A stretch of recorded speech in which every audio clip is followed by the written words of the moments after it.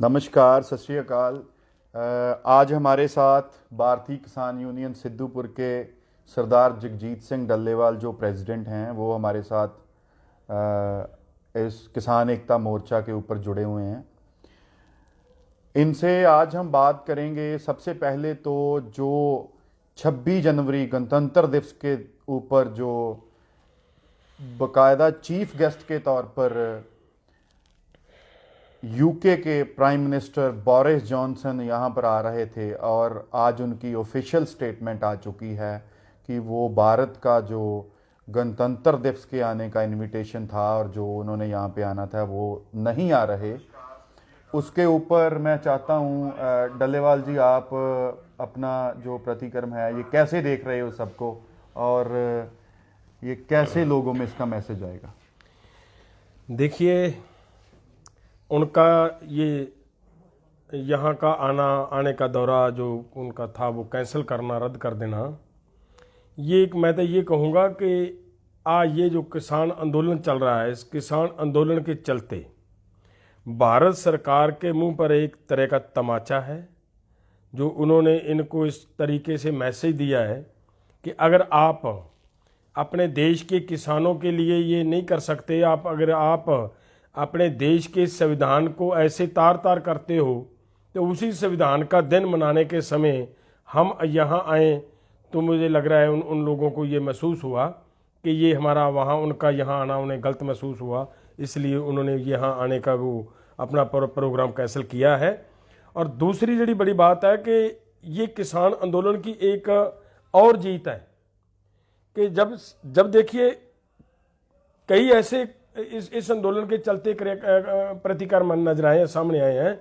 अगर उनको ध्यान से देखेंगे तो ये केवल इस आंदोलन की ये कानून रद्द कराने पर वाली जीत पर बात नहीं अटकी हुई, बहुत कुछ जीत चुका है ये आंदोलन। सबसे बड़ी बात ये आंदोलन ये जीत चुका है कि जो देश में विदेशों में बहुत लंबे समय से जो इस देश में कई ताकतें इतना जोर लगाकर ये कर रही थी कि किसानों को या कहें सिख कम्युनिटी के लोगों को यो एक तरह का उनका चेहरा बदनाम किया गया था देश भर में और पूरे बाहर वर्ल्ड में कि ये तो क्रिमिनल लोग हैं, क्रिमिनल लोग बताने का प्रयास किया गया था।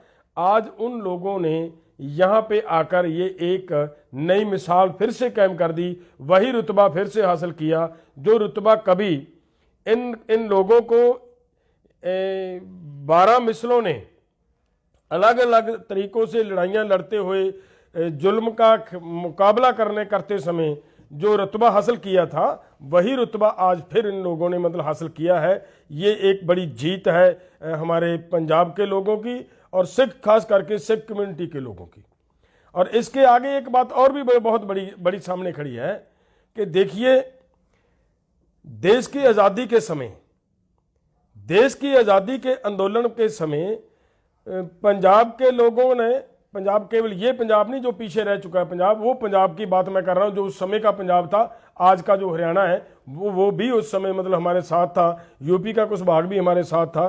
तो वो पंजाब, आज वो पंजाब ने फिर से एकदम मुड़ दोबारा वो एकता बनाकर ये एक सामने लेकर आए हैं बात कि ये फिरकू ताकतें चाहे भले कितना ही जोर लगाएं, हमें सिख और हिंदू की बात करने में जितना मर्जी ये जोर लगा रहे हैं, लेकिन लोगों ने उनकी इन सभी बातों को निकारते हुए एक बार फिर हिंदू और सिख की एकता को बहाल करके दिखाया है। और दूसरी बात, आज़ादी की लड़ाई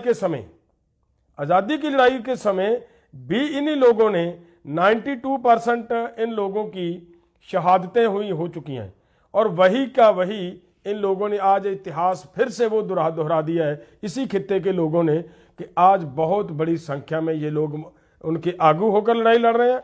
और दूसरी बड़ी बात इन लोगों की ये नजर आ रही है कि दूसरी स्टेटों से भले ही बहुत कम संख्या में यहाँ साथी आए हों, लेकिन सभी को अपने साथ लेकर उनका पूरा मान सम्मान देते हुए ये आंदोलन को लड़ रहे हैं। ये जीत हो रही है। ये इस आंदोलन का, ये जो पीसफुली आंदोलन चल रहा है, इसी पीसफुली आंदोलन के चलते सरकार का किसानों की तरफ कोई ध्यान ना देना, यही एक वजह है कि यूके जो प्रधानमंत्री जी हैं, उन्होंने जो यहाँ आने का अपना कार्यक्रम रद्द किया है, उसका मेन वजह ये भी है।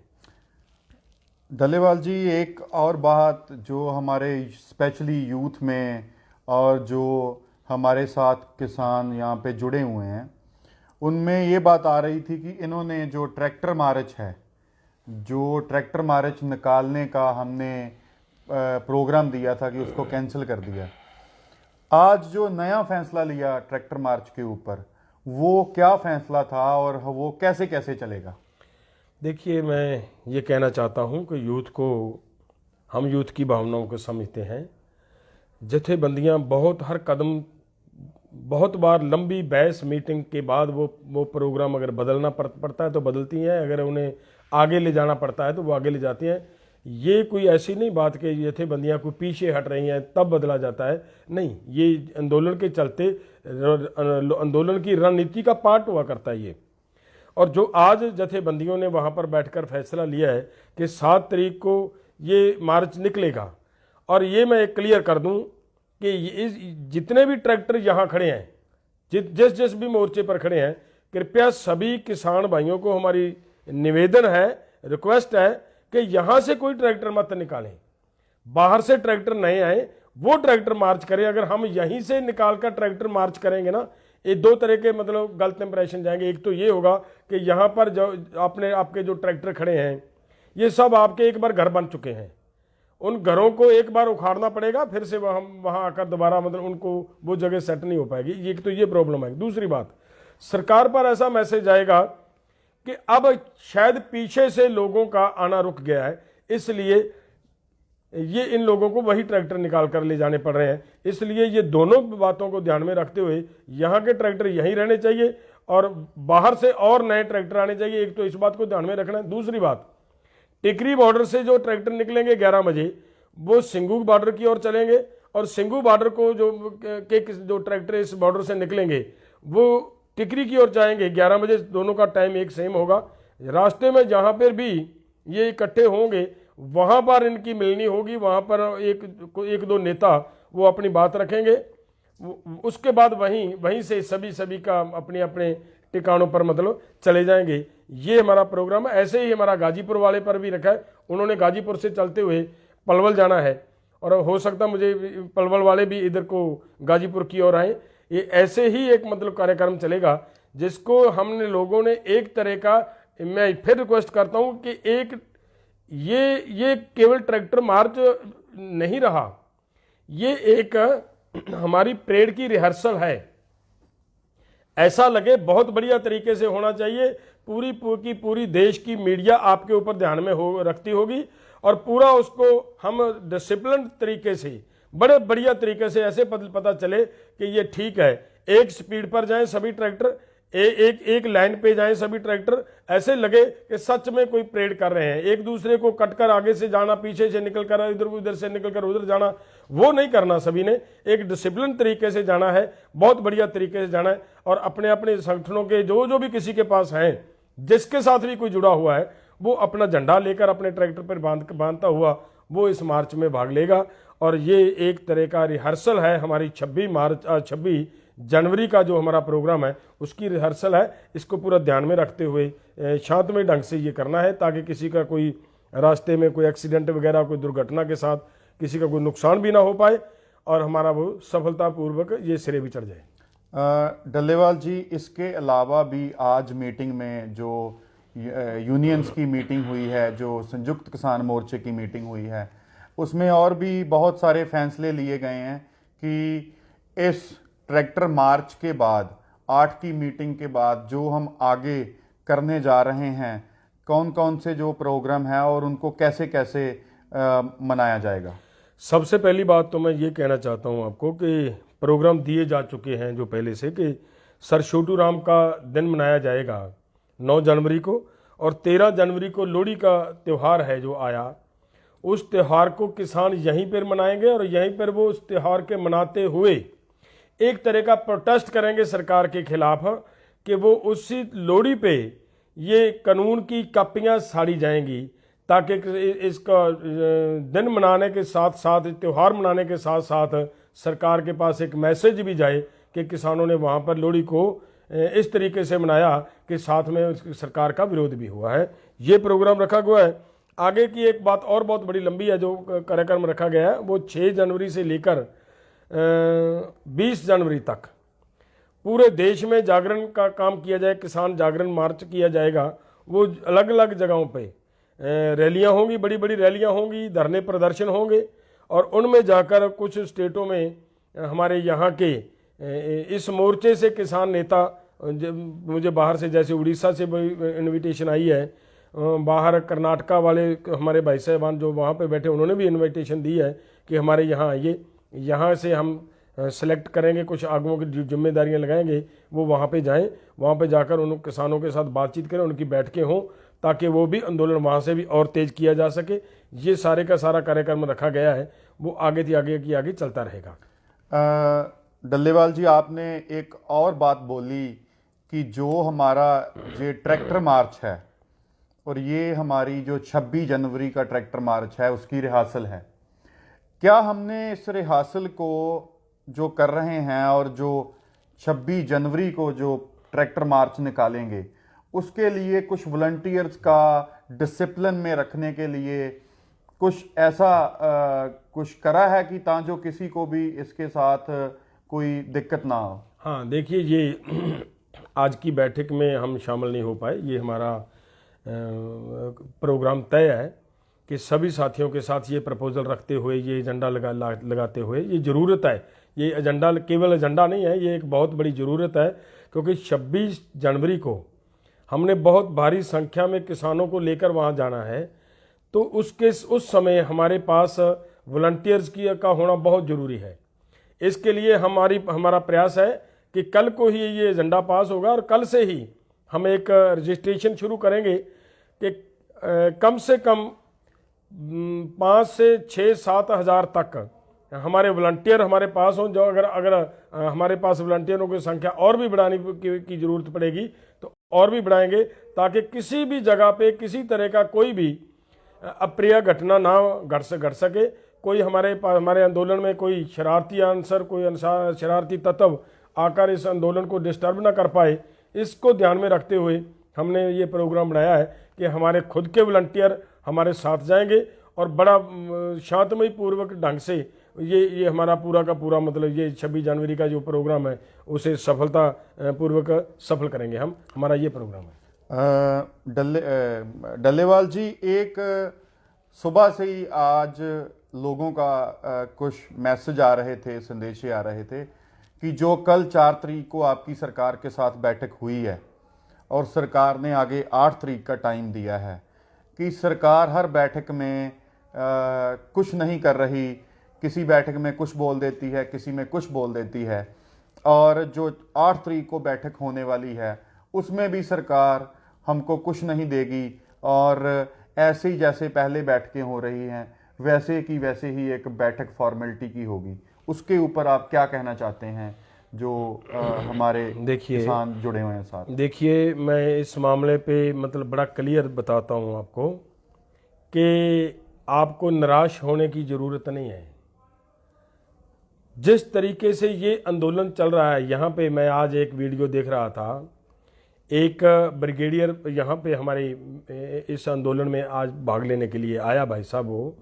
उन्होंने ये एक बात बोली है कि वो ब्रिगेडियर वो है जिसने अजमल कसाब को इंटेरोगेट किया और उससे वो सब कुछ मतलब निकलवाया जो पाकिस्तान से यहाँ करने के लिए आया था। उसने जो बात सबसे बड़ी कही है वो देखने वाली बात, उसने कहा कि ऐसा आंदोलन और इतना लंबा आंदोलन और इतना शांतिपूर्वक आंदोलन आज तक मैंने देखा नहीं।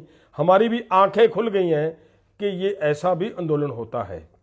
तो ये केवल एक ब्रिगेडियर की आंखें नहीं खुली, ये पूरे वर्ल्ड की आंखें खुल चुकी हैं। और इस आंदोलन का जिस तरीके से हम आंदोलन लड़ रहे हैं, अगर इसी तरीके से हम आंदोलन लड़ते जाएंगे, मैं वायदे से बात करता हूं, आपसे वायदा करता हूं कि दोस्तों हर हाल में जीतेंगे, जीत हमारे कदम चूमेंगी, हर हाल में जीतेंगे। लेकिन ये बहुत ज़रूरी है कि इस चीज़ को ध्यान में लाएं कि हम जो इस अब तक हुआ है, क्या हो चुका है, उसको ध्यान में लेके देखेंगे, तब आपको पता चलेगा कि आपके आंदोलन का कितना प्रेशर है, कितना दबाव है। पंजाब में बड़ी संख्या में बीजेपी के नेता बीजेपी को छोड़कर पीछे हट गए। ऐसे ही अपना हरियाणा का नेता छोड़ गया। आपको पता है कि बीजेपी के नेता ने एक ने इनका साथ छोड़ दिया। ऐसे ही आपको मैं ये और भी बता दूं कि आप ध्यान से देखें तो आपको पता चलेगा मध्य प्रदेश में भी ऐसी घटनाएं घट रही हैं। और दूसरी बड़ी बात कि पिछले दिनों केरल सरकार ने एक एजेंडा लेकर आई है इन कानूनों के खिलाफ। वहीं पर बीजेपी का एक एमएलए बैठा है, इसका विरोध नहीं किया, इसके पक्ष में वोट डाली है उसने भी। ये आपकी जीत है भाइयों, शांतमय आंदोलन की जीत है।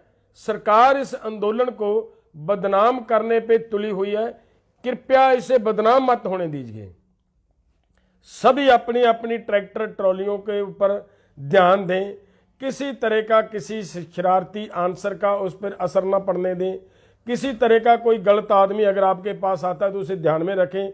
हर इतनी बड़ी संख्या में जब आप आ चुके हो यहाँ पे, हर आदमी को ध्यान रखना पड़ेगा कि मेरे साथ का जो आदमी है क्या मैं इसे जानता हूँ, ये अच्छा है या बुरा है, उसका ध्यान करना पड़ेगा। अगर ऐसे चलोगे तो जीत अवश्य होगी दोस्तों। शांतमय आंदोलन चल रहा है, बहुत बड़ा प्रभाव पड़ रहा है सरकार के ऊपर। आज आपको पता चला होगा कल की जो आपने बैठक की बात की है, उस बैठक में से निकल कर आई जो आपने बात कही कि क्या सरकार ऐसे ही बैठकें करती रहेगी, क्या किसानों को कुछ मिलेगा नहीं। इस बात को ध्यान से देखें। आज टीवी पे खबर चली है कि बीजेपी और आरएसएस और इनके वरिष्ठ नेताओं ने, बीजेपी के प्रेसिडेंट उस बैठक में बैठे हैं, वो पूरा दिन इसी पे मतलब उनकी आपस में विचार चर्चा हुई है कि इस आंदोलन को कैसे समाप्त करवाया जाए, कैसे किसानों की समस्याओं का समाधान निकाला जाए। वो उस पर सभी का आप सबका ये प्रेशर है। दूसरी बात एक और आपने शायद ध्यान से आपके पास नहीं बात आई होगी, सर्दरुक्त का जो इन्होंने पार्लियामेंट का इजलास बुलाना था, वो उससे भागी है सरकार।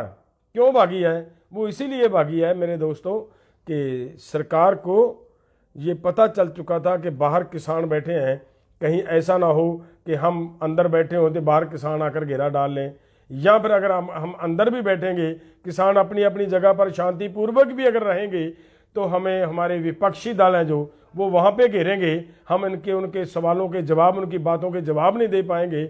और उनकी बातों के जवाब देने से पहले वो सरकार चाहती है कि इस समस्या का समाधान निकालें और उसके बाद वो मतलब सरकार विपक्ष के सामने जाए। ये बहुत बड़ी जीत है आपकी, इस आंदोलन की जीत है। सो इससे मायूस होने की बात नहीं है कि हम शांतिपूर्वक बैठे हैं, चुपचाप बैठे हैं कि ऐसा मतलब हमें कुछ प्राप्त नहीं हो रहा। बहुत कुछ प्राप्त हो रहा है। पूरे वर्ल्ड की आप लोगों को हमायत प्राप्त हो रही है। ये बहुत बड़ी बात है कि इतने लोगों की आपको हमायत मिल जाना।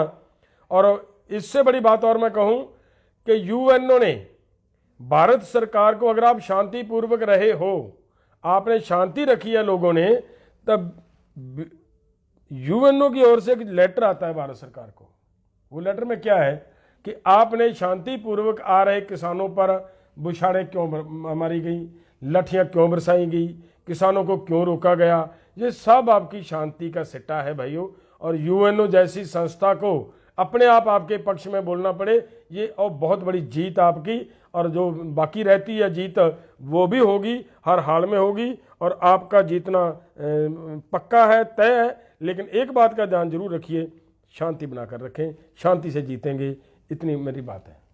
बहुत बहुत शुक्रिया, धन्यवाद डल्लेवाल जी का, जो उन्होंने अपने विचार आप सभी के साथ साझे करें।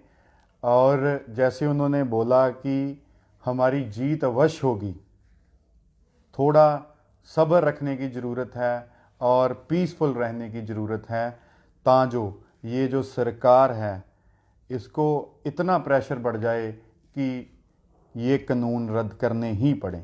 बहुत बहुत शुक्रिया, धन्यवाद, सत श्री अकाल।